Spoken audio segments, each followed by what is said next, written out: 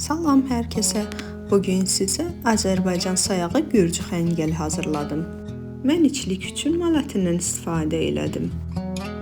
Amma xəngəl qoyun əti ilə daha dadlı olur və ya hər ikisini qarışdırmaq olar.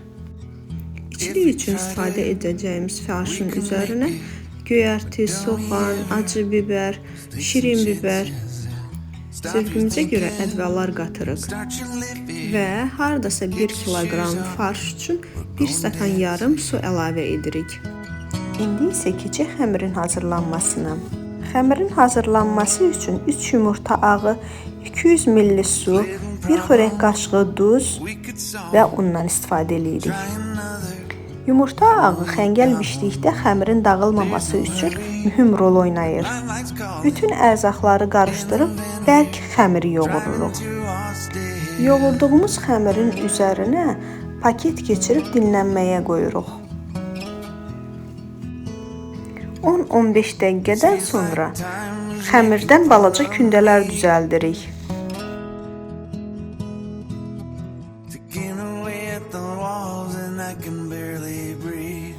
Hər kündəmiz təxmini olaraq 40-50-60 qram olmalıdır.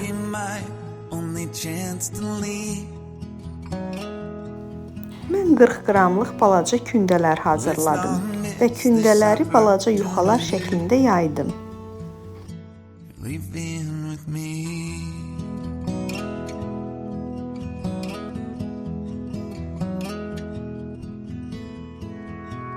You're the king of Carolina, you're the singer, your band's behind you, crowds around here, they just talk through you, nothing's better.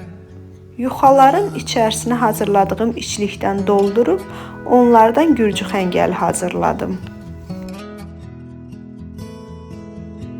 Rumor has it, there's an angel in the crowd where you guys are playing. We've been drinking, so now we're praying they don't find us, 'cause man, we're wasted. Feels like time is making fun of me, ticking away at the walls and I can barely breathe. This might be my only chance to leave. Let's not miss this opportunity. Qaynayan suya zövqə görə duz qatırıq.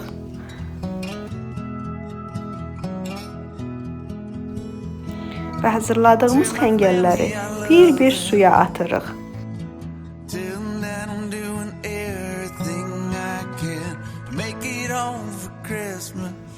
Xəngəllər qazanın dibinə yapışmaması üçün onu qarışdırırıq.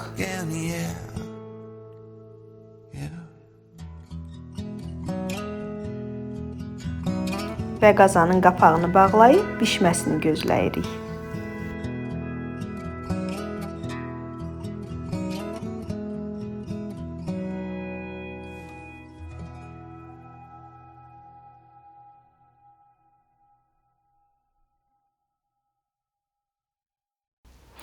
Xəngəllər 8-10 dəqiqəyə hazır olur.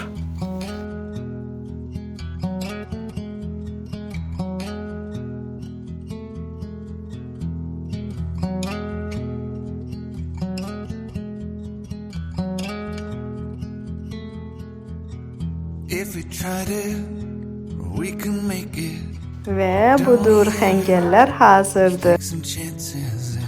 Mən gürcü xəngəlini paprika ilə sevirəm. Amma qara istot ilə də çox dadlı olur.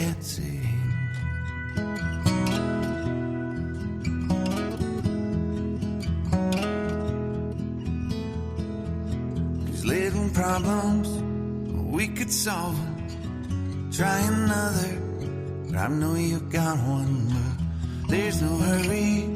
The limelights calling in the van we're